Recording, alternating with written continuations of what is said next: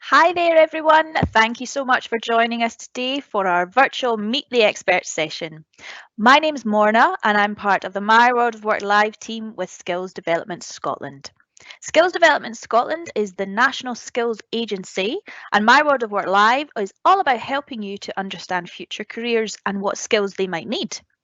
This week is Scottish Apprenticeship Week. It's an opportunity to celebrate apprenticeships here in Scotland and to share the value they have for individuals, employers, and the economy. Now, as you can imagine, all the activity for this week is virtual this year, with people and businesses right across Scotland sharing photos, films, and stories. So you can have a look at the other activities by searching hashtag ScotAppWeek21. Now, there are over 100 different types of apprenticeships currently available, with nearly 12,000 employers involved in Scotland's apprenticeship programme. Apprenticeship employers have stated that the benefits of offering apprenticeships in their businesses not only improve staff morale and image in the sector, but also increases their productivity as well. An SDS employer survey found that the main reasons for employers getting involved in the apprenticeship programme were to provide young people with opportunities, train workers in core skills, and provide industry experience. Now, it's also worth noting that countries with work-based learning initiatives, such as apprenticeship programmes, typically have lower levels of youth unemployment. Now, in today's session, we're going to cover an overview of Scotland's life and chemical sciences sector. We'll have a look at some of the opportunities within the sector, specifically the area that our experts work in, and we'll have a chat with our experts today, who are Alex Lehman and Joseph Moorespool, who are biotechnology scientists from the Industrial Biotechnology Innovation Centre. So you'll be able to ask Alex and Joseph questions about their career journey and the sector that they're part of throughout the session today. So I'd like to encourage you to get involved as much as possible. So please use the question and answer box to the right of your screen to ask us questions. We'll try and answer as many as we possibly can. If you have a specific question for either Alex or Joseph, please just put their name before your question so we know who it's for. And please don't worry, everything that you ask today can be anonymous. If you'd prefer, you just select that option on the Q&A box. I also like to let you know that today's session is being recorded, and that's so that young people who couldn't make it today can still access the resources. It will be available for everyone to watch on the My World of Work YouTube channel, so you can go back and rewatch anything at a later date. Now, before I introduce you to our experts, let's have a look at some of the information for the life and chemical sciences sector here in Scotland. We call this labour market information. Now, there are around 230 chemical science companies and 770 life sciences organisations throughout Scotland. Now, we have one of the largest life sciences clusters in Europe, and our chemical sciences companies generate approximately £1.1 billion per year for the Scottish economy. Chemical sciences are also our second biggest exporter, and Scotland has a global reputation for exceptionally talented people in the life and chemical sciences sectors, making huge advancements in research. Worldwide, we rank amongst the top 3 countries for research productivity and impact in the life and chemical sciences sectors. If these sectors continue on their trajectory, they're expected to reach a target of £8 billion turnover by 2025. Now, our experts for today work in an area of life sciences known as biotechnology as part of the Industrial Biotechnology Innovation Centre. Now, innovation centres allow researchers and industries to build relationships and work together so new discoveries can then become successful businesses. But what exactly is biotechnology? So I think of it as bio stands for biology, which is the study of all living things, and technology is another word for tools. So biotechnology could be thought of as a tool that uses biology to make products. With over 110 companies having biotechnology as a core of their business, it's a really expanding sector, with a further 1,500 jobs being expected to be created to meet this demand. There are different colours of biotechnology, and the 4 colours that I've got listed there, green, blue, red and white, are areas in which advancements would benefit the Scottish economy. So green being agriculture, food and drink, blue is the marine sector, red is pharmaceuticals and white is the energy sector. As I mentioned before, Alex and Joseph are part of the Industrial Biotechnology Innovation Centre, where they're undertaking a year's placement as part of their university degrees. Now, the IBioIC was established in 2014, and it uses the knowledge and experience of 13 higher education facilities and focuses its work on those 4 colours of biotechnology that I mentioned before. Biotechnology is very interdisciplinary, so that means there are lots of different people working from lots of different subject fields. For example, Alex is studying chemical engineering at Heriot-Watt University, and Joseph studies developmental biology at the University of Aberdeen. So although they have different academic backgrounds, they're both working as industrial lab trainees at the Industrial Biotechnology Innovation Centre. So hopefully that gives you a bit more of a background on the expanding life and chemical sciences sector, and also the sector that we're focused on today, biotechnology. So without further ado, let me introduce you to Alex and Joseph, who'll be able to give you lots more details about their roles at the Innovation Centre, how their placements are going, and the types of projects that they're working on. So we'll come first to you, Alex. Welcome along. Thank you for joining us. And if you want to sort of give us a wee bit of a background about your journey, how you got there, and sort of the things that you're doing within the Industrial Biotechnology Innovation Centre. Sure. So my name is Alex, as we said before, and I study chemical engineering at Heriot-Watt University in Edinburgh. So I grew up in England, and I left England aged 18, and I studied for 4 years for my bachelor's in Heriot-Watt, in which time I took 2 exchange years, so I studied abroad for 2 years. And now I'm in my 5th year of studies, so I'm taking a placement year in the IBioIC, working in the labs, and it's very convenient because it's in Heriot-Watt as well, so I can stay in my house. And then next year I will finish my master's degree in my 6th year of university and finally graduate.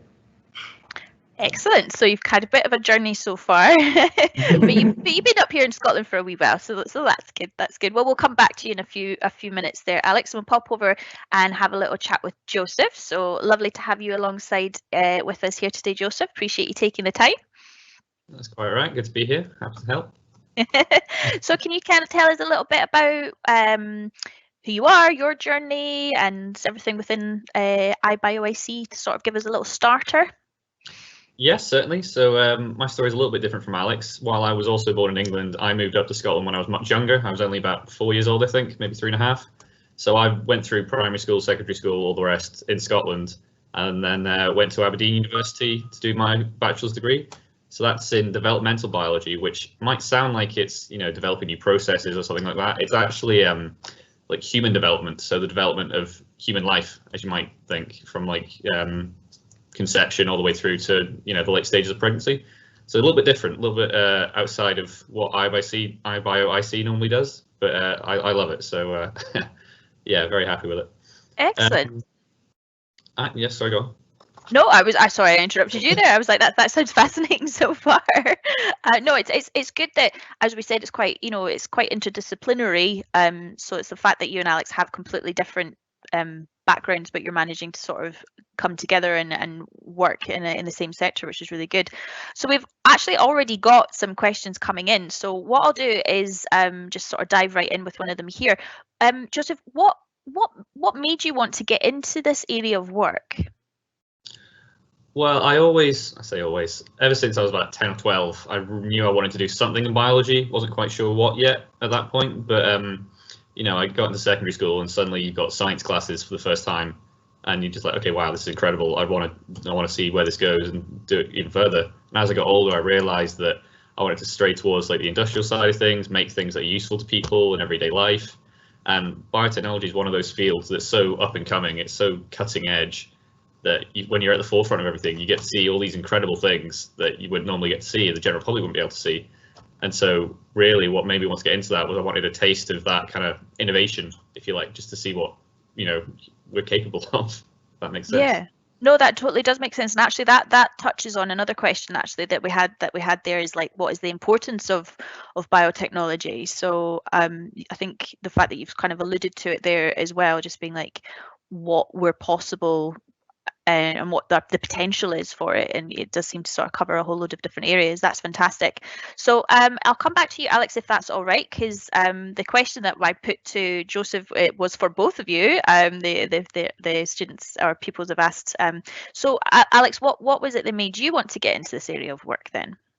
Quite similar to Joseph's, actually. I think that biotechnology has a very positive impact for the environment and for the community of like humanity and everything. I study chemical engineering, so it's usually based on big industrial processes, like very large processes, which can sometimes be quite unethical a little bit sometimes. Like for example, like the petroleum industry is a bit obviously not very popular at the moment. So I think in biotechnology you have the impact, like a very good impact on the world, which is handy. And also I like it a lot. Like I understand the maths behind it. It's very practical as well. I like it a lot. Excellent. Okay, good. And actually, another question here specifically for you, Alex. Obviously, you came up to Scotland in about when you were about 18. So, what was it that made you come to Scotland to study? So when I was studying when I was 18 and I was doing my A-levels in college, I only applied for one university in England. I applied for all the rest of them in Wales, in Northern Ireland, and in Scotland. So one of my reasons was to travel like very far away, and I think that university as well is very handy to do that when you're at a young age because they give you a very good support system. So you know that you're going to move somewhere and you're going to be pretty safe. You know, like you're going to be with lots of other students. So I took opportunity with that, and also as well, it's because Heriot-Watt is quite a good university, and with the grades that I was getting in England for my A-levels, I got BBB, which isn't quite enough to go to a very good university in England. But then in Scotland, because of the way that the A-levels and higher work out, it turns out that from England you can go into Scotland and have like easy entry requirements. So for a very good university, so I thought, okay, like I'll just not stress myself out too much with my A-levels and go to Scotland instead. Basically. And we welcomed you here, and you're doing brilliantly here. Well, that's good to know that there's different options. And you know, some people might think, oh, I maybe don't have the grades to get into certain things, but as you said, just because of the differences, it never say never. Just basically, I think I would take from that. That's excellent, fantastic. Okay, well, actually, I'll pop back over and have a chat with Joseph. So, Joseph, we've had a question coming in for you here. So, how long have you been? They're asking how long have you been studying biotechnology specifically? That's the map perspective. I'd say only a few months, to be honest, because it's quite different from what my degree is. I'm used to like quite, you know, Alex mentioned he does industrial, big scale chemical stuff. My degree is very small scale, like the DNA within the cell, within the organism. So I'm used to like quite abstract things. You can't really see, things that aren't in a sense real. And I've come to IBioIC and suddenly biotechnology. It's all about, as Alex said, the practicality of things. So suddenly, you know, I'm looking at moving parts that I can touch and interact with, and it's quite different. At first, it was a bit of a shock, but yeah, I'd say a few months. You know, you get a bit of a background in biology doing any degree, but yeah, biotechnology itself, it's quite different from what I've been doing. So not that long. Right. Okay. Well, that's quite interesting to know that it's your degree that you're doing is still allowing you to merge into other areas and things as well. So that's really interesting. Questions is just here for you. Like, what kind of projects are you working on at the moment, and what links do you see, like with what you're doing now to maybe what you did at school? Okay, so one of the big ones we're doing at the moment, it's driven by an initiative that the Scottish government's come up with called Zero Waste Scotland, that a few people might be familiar with. And the concept of that is they want to create like a circular economy. So till now, you know, you make a product, it gets used, and then you throw it away. It's done with. And what they want to focus on is, you know, how can we reuse the waste to make something useful for someone else, perhaps for another process, for another product, that kind of thing. And so what we're doing here is we're teaming up with, I think, 3 different companies. It's like the National Whisky Institute of Scotland. There's an algae company as well, and then a company called Biopower. I can't remember quite what they make, but basically what we're doing is we're trying to find a way that all their waste products can be used into something useful for the other companies. So instead of like competing for each other's resources or, you know, just throwing away their waste at the end of it, they can all use it between each other. and we try to streamline that process. Right. Okay. That sounds. I think that's so hot topical right now, isn't it? That this idea of this throwaway society, like we really can't be doing that for much longer. So the fact that there is sectors that are working in like trying to sort this out is definitely a good thing. Just before I let you go, just what sort of subjects at school do you think would help our young people sort of get into this area? Yeah, naturally, you think biotechnology, the obvious one's going to be biology, but any sort of science would see you in good stead. If you've got, if you're interested in chemistry, physics, maths, those can only be useful. Day to day, we're doing all sorts of maths that's running my head, going in circles trying to figure it out because I've not got that kind of background. So that's always useful. On top of that, it's biotechnology at the end of the day. So anything that requires working with tools, solving problems, things like IT, super useful. Like we're messing around at the moment trying to organize ourselves, getting spreadsheets made up, that kind of thing. We could really do with an IT person. So IT is obviously useful. Things like tech, like workshop tech, that kind of thing. Like the amount of times we've had to say to one of the engineers at Heriot-Watt, where we're based, like, can you quickly make this part for us because we need it? It's really useful to have those skills as well. So there are loads that are useful, really. It's quite a jack of all trades kind of job. Wow, that's quite interesting. I suppose, yeah, it kind of, you would think biotechnology, but like, oh, you only need like a science or something like that. But it's good to know that you actually, if you've got like an IT or a digital background, that you're probably going to be even more sought after in that region as well. Excellent. Thank you, Joseph. Right, I'll give you a wee break and I'll get back to Alex. Alex, the questions that I kind of asked for Joseph there, similar to you. They're interested in the sort of projects that you're working on as well. Like, is it the same as Joseph, or do you have your separate ones yourself?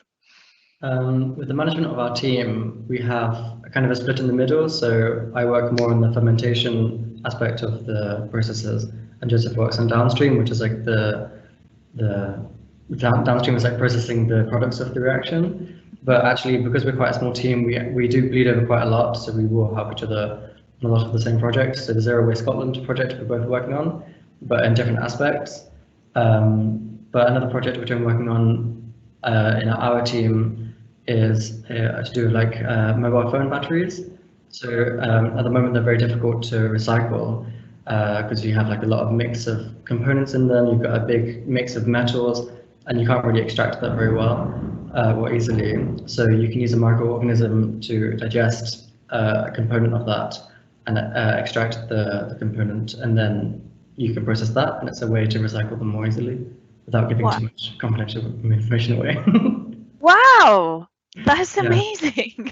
So you can use a microorganism to essentially digest a piece of technology. Like a piece of metal. Like, wow. Yeah, the metal, and then they can take that out, and then you can filter that, and you have pure metal. So it's like mining, actually. It's called biomining. All right, okay, excellent. Well, there you go. That's something for people to follow up with after this. That's really interesting. Thank you very much. So what kind of things do you do on a day-to-day basis in your role? It's very varied. We have quite a small centre, and because of the nature of our company, we have a lot of different projects coming in. So on 1 week we're working on one project, and 1 week we're working on a different project. And we have a very, very large amount of equipment that we're using. So it really depends on the week, but usually we're working on one project per week. So if you're doing any experiment, it takes a long while to set up. People don't appreciate that. Whilst you might read a report and the experiment says like, oh, like we fermented for 24 hours and then we extracted, the setup for the experiment takes a long time. You have to get the equipment prepared. You have to make sure that everything's working and maintained very well. And writing risk assessments, you have to make sure it's very safe, ordering all the ingredients for the reaction. So our job is quite varied in that sense because we're involved in all aspects of the experiment planning and setting up. But mostly we're just actually doing the experiments. Like the experiments usually take quite a lot of time when you're sitting there and watching the machines, basically. I suppose some people maybe don't realize the amount of work that goes in prior to that, but there'll be a huge amount of like behind the scenes things going on as well. So fantastic. I'll just ask it that a lot of these questions actually have come in, have really nicely been for specifically saying for both experts. So I'll just, last one before I let you go, Alex, is there any sort of particular aspects of your job that, you know, are maybe quite challenging, that are not like your favorite parts? Is there anything like that? The job is usually very interesting and very fun, but sometimes it's quite frustrating because obviously things don't always go as they're planned to. Either with like you have a plan for the week and then 9 times out of 10 something goes wrong, so you have to redo it. So for example, last week I was working on an experiment and I did the whole experiment and I was by myself and I was like, yeah, you can do it, Alex, go, go, go. And then I realized I did it wrong. So, then I redid it. And the second time I made the same mistake and I did it all wrong. And then today is the final day that I finished the actual experiment. So one experiment which should have taken actually 1 day took me 3 days. So obviously my boss wasn't too impressed. But yeah, it can require some patience and sometimes and some thinking on the spot and trying to like problem solve on the job. But Right. it comes with practice. Yeah, definitely. And it sounds like it was maybe third time lucky that you got it done. Yeah. Or you could basically sitting there in your office going, awkward. Very good, excellent. Right, well, Joseph, sort of same questions to you there then. What's like a day in the life of your role like? And then, you know, is there any sort of aspects of that aren't your favourites? And then maybe sort of on the flip side of that, what's the best parts as well? Yeah, sure. Alex has pretty much nailed it on the head. We've our job title's technically the same, even if we work in slightly different areas of the same company. But it is, like he says, a lot of preparing for stuff. So take this week, for example, we've got some like analysis kits we want to use to analyze some like whiskey cast-offs from this project I was talking about. And, we spent the last week before this just writing risk assessments, ordering chemicals, ordering bits of equipment we didn't think we'd need at the time, but now we realize we do, tracking down like loose order forms, that kind of thing. So there's a lot of admin involved with it. So I'd say it's like, for every week that you're in the lab, there's maybe, 3 or 4 days before that, just purely preparing for the experiment you want to do. Mm-hmm. And that is probably my least favorite part of it. I've had to pick one. Don't get me wrong, I love my job, it's great. But sat there writing risk assessments is not, it's quite tedious at times, I'll admit. But on the more positive side, there's loads of great things about it. So just this morning, actually, we were sat there and we were trying to get this piece of equipment to work that myself and my immediate supervisor were not particularly well versed in. We don't quite know what we're doing yet. So we were kind of trying to struggle through setting up this. It's a chromatography machine, if anyone knows what that is. That's like the idea of purifying a substance by passing it over like a column. It sticks, protein, for example, might stick to the column, and then you can take the protein from the column and use it for something interesting. Mm-hmm. And so we're trying to get this column sorted out today, and it was this whole mess. But when you finally solve the problem, it's a great feeling that, yes, I've conquered this in a way. It's just really satisfying, mm-hmm. getting that rush of, yes, I'm competent, I did it. Like a sense of achievement from it, and pride in yourself, which is probably what Alex got the third time around. So yeah, I imagine you did. Throwing him under the bus there. Yeah. That's good. We have had a question in. It's some young people are asking, like, do you need to go to university in order to work in the biotechnology industry and sector? No. Absolutely not. So there's loads of other ways to go into it. University is just one path. So, for example, we actually just hired a recent staff member who's previously, I think she's actually currently on an apprenticeship, and so she works as kind of like the go-between for us over at at Heriot-Watt University, and then the rest of the IBioIC, which is actually at Strathclyde.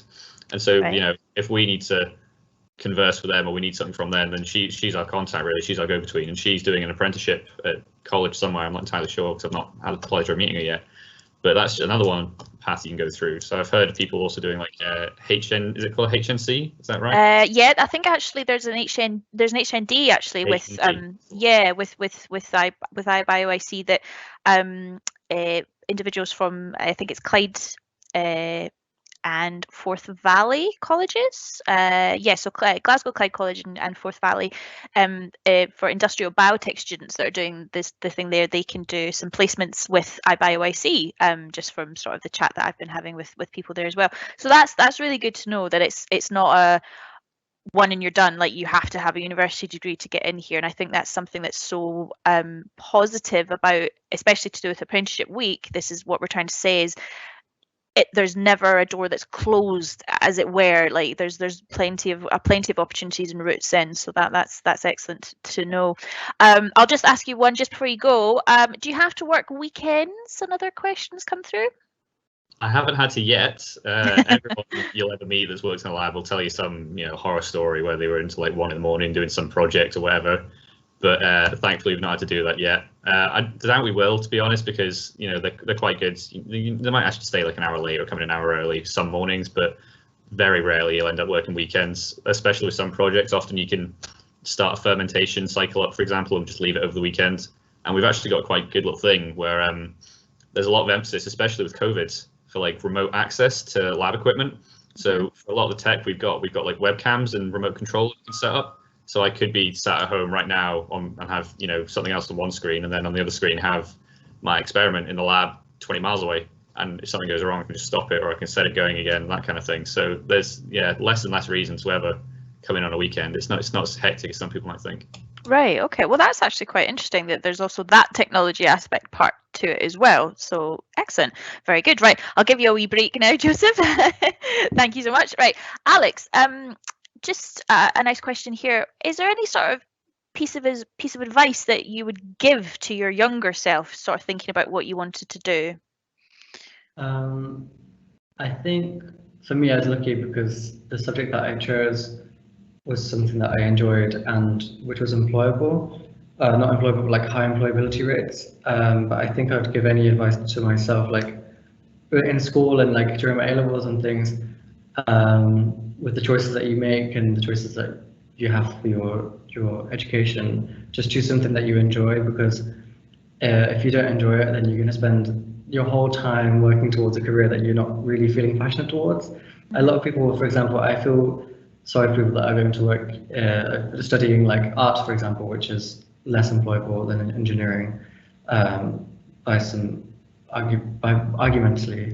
But I don't know, I would say choose something that you want to do, because there's always, if you want to do it, then you're going to be very good at doing it, and there'll be a job for you. Like there's always a place for everyone. Like there's so many people and so many jobs and everything, that there are spaces and that can accommodate you. Like you don't have to worry about like, oh, like I have to be this kind of person. Like you can actually just be yourself, and there's a place. Like even in our company as well, like we're all from very different backgrounds, and there's no ideal employer that we would employ. Like, and we have many people from different backgrounds, like technology or IT based or biology based, or myself, which is more physics and chemistry. So there's just do what you want. Yeah. No, it's good advice. Yeah, do something that interests you, that engages you, and that you're passionate about. And I think that's something that's quite obvious from both you and Joseph, is that you're obviously got an interest in what you're doing, and it's something that you're really enjoying at the moment. So that's really good to see. What sort of skills do you think you use the most in your roles, and like, is there any that you're sort of find that you're developing more as you go through? I think one really overlooked skill would be teamwork. I think to have good social skills in our team, especially because we have six members of staff, like you have to be very good at communicating with each other. Like the only mistakes that we've made really are from miscommunications. So it's good to have that social skill to just be able to talk openly and work well together. Other than that, would eagerness and enthusiasm, is that a skill? I don't know. No, definitely these are good things to have. Like an employer is not going to sort of take somebody on board that's just like, yeah, totally, I love my job, Yeah, you can be very good at just being up for it and wanting to do it. Definitely. Oh, that's good. Excellent. Okay. Right. Thank you. I'll pop back over to Joseph. Joseph, we've got quite a good question here, and it sort of alludes to what Alex was saying about, there's things that you have to, specific things that need to be done, and so are there any key points in your job that you must get right each time you do them, that they're so specific? I'd say that what we try and do here is make sure that we never have that situation. So the reason we do so much preparation is so that when it comes to doing the things like, using this expensive chemical we've only got one of, that we know exactly what we're doing with it. We know exactly what we hope will happen. And so you can just try and predict that. So, because, everything else is pretty forgiving here. If you get something wrong, no one's going to shout at you. Everyone makes mistakes. So for the most part, yeah, you get it wrong, you learn from it. No big deal, really. So the main thing is just making sure that you prepared things like we were saying about the risk assessment. You spend 2 or 3 hours on a risk assessment so that when it comes to doing the experiment, there's no chance that you get it wrong because you've already prepared so well, that kind of thing. So yeah, I'd say there's no real points where it has this, that's that pressure to, you've got your one shot, and if you miss it, you've screwed. It's not that bad.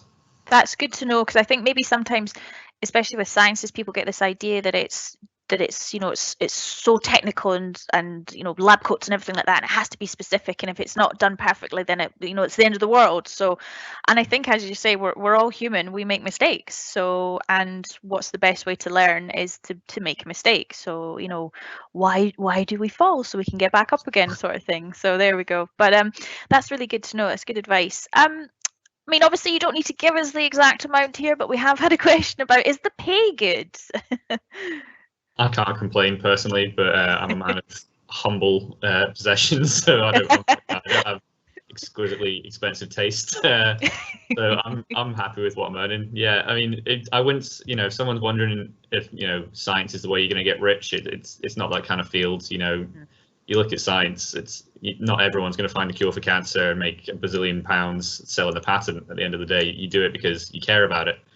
And so it's enough to live on and you'll be comfortable, but it's not a get rich kind of job in that sense. Yeah. Yes. Yeah, no, that's a good point. And sometimes it's more like you don't go into certain sectors for the money, it's more the passion sort of idea. Well, just I can sort of maybe just add in a little bit there just for folks that are asking. So say for like a biotechnologist, for example, you can earn upwards of 42,000, sort of at the higher ends, and things like a chemical engineer is maybe about 43, and maybe an energy engineer, that sort of thing, is about 39. So kind of in the sort of regions around about that as well. So what I was thinking as well, just in terms of what we're talking about, because I'm just conscious of the time here, you sort of touched upon something like, especially saying with the differences that COVID's had, like how has COVID affected the sector specifically, do you feel, and has it had like a really detrimental, or are there any sort of silver linings from it at all, or?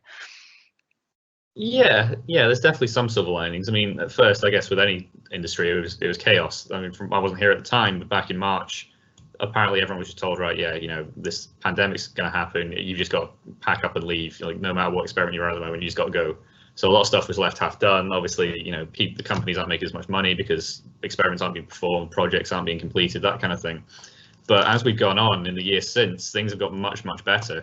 So especially with like the second wave of COVID, things are so much different now. We've got, for example, like talk about the remote control access, meaning we don't actually have to be in the lab if we need to be. Science is one of those where good hygiene and like housekeeping is really important anyway.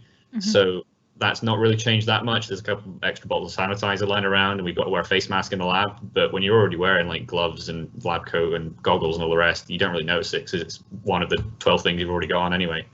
So in a lot of ways, it hasn't changed. Obviously, there's still a few things like social distancing in the office. So the same reason Alex and I aren't in the same room. For example, you're only allowed each door in the university's got like maximum occupancy, like 2 people, 3 people, that kind of thing. So that's changed a bit, but nothing drastic, I'd say. Yeah. Okay. It's been a learning experience for sure. Yeah, definitely. No, I think that's the main thing then, isn't it? I think everybody's managing to adapt now. So, yeah. Well, do you know what? Just before we finish up, I will just put sort of a last question. And I'll sort of touch upon the sort of different ways to get into different routes in terms of the sectors and whatnot to do with like the different apprenticeship routes in just a second. Actually, someone's just put in a nice question here. Was there anybody specifically that inspired you to get into this area, Joseph? And I'll put the same question to Alex. I'll come back to you in a second.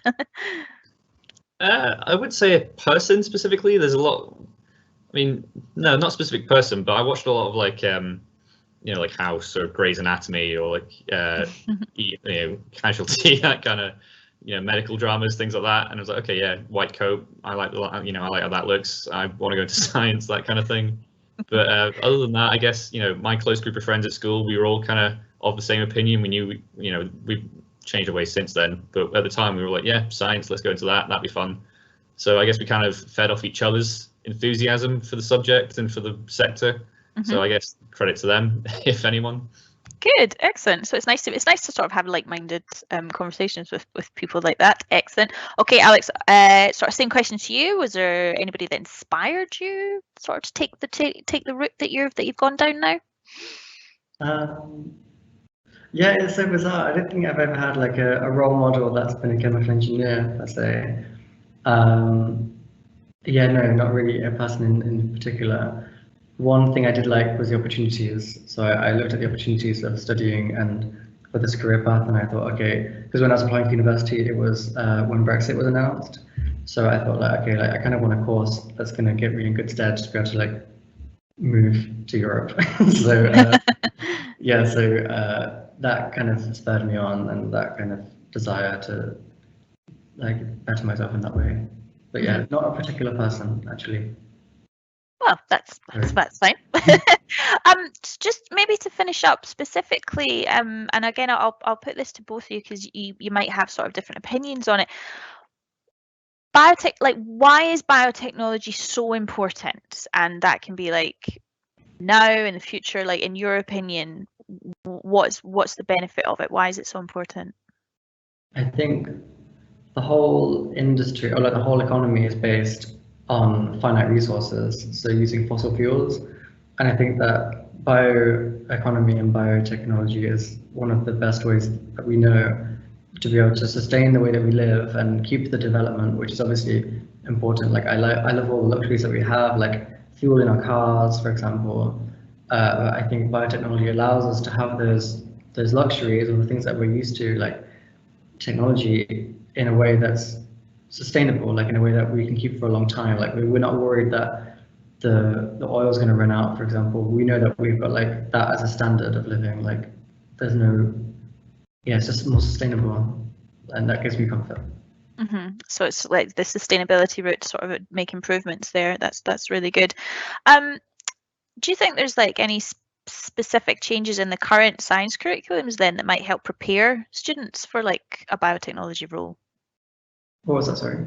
So do you think, like, is there anything in the school subjects or in the school curriculum that could be changed or maybe could be added to sort of help prepare any pupils that think they might want to go down a biotechnology route at all?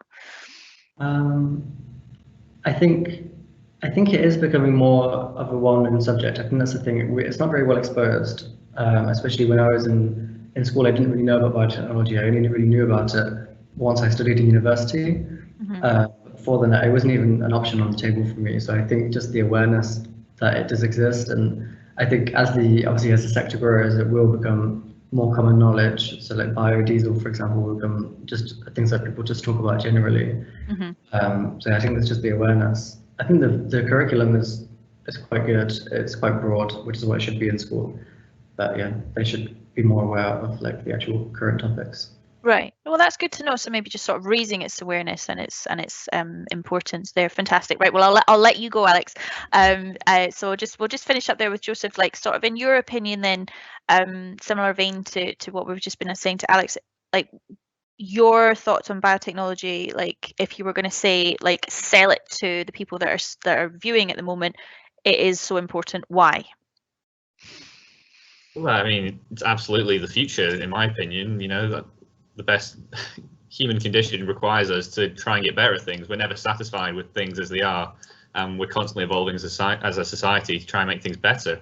And I think any sort of science is how we do that. I honestly believe it's one of the most important industries on our planet, and it's only going to help things get better. And who doesn't want things to be better? If I was to sum it up. I think you've summed it up exactly. I think you've summed it up perfectly there. That's fantastic. Thank you very much. Well, I think we will actually have to call an end to it there. Those have been absolutely some fantastic questions coming through. So I really appreciate both you and Alex taking the time there. Thank you so much to you. I think unfortunately that has come to the end of the session. I could keep chewing both Alex and Joseph ears off there about all different types of things, but a really big thank you to them both for taking the time to join us and giving us an insight into their roles there. So I found that really interesting. So I hope you did too. And it's good to get an explanation of how important biotechnology is and just how fascinating it is to learn how much it's already used throughout our daily lives and how it's continuing to be used throughout our future as well as our present lives currently. So if you need any more information, advice, guidance on all things career related, just speak to your school careers advisor. Or you can also find out more on our website, which is www.myworldofwork.co.uk. So you'll find loads of information there that can help you make choices about your career. Maybe if you need some inspiration on what you'd like to do, there's also tools that will help you understand your strengths and lots of job profiles for you to explore as well. So I've put up a few examples there of something like a biotechnologist, a chemical engineer, and then, an energy engineer. You can click on those on the websites and it'll tell you like the salaries and maybe what sort of things you'd be doing on a day-to-day basis.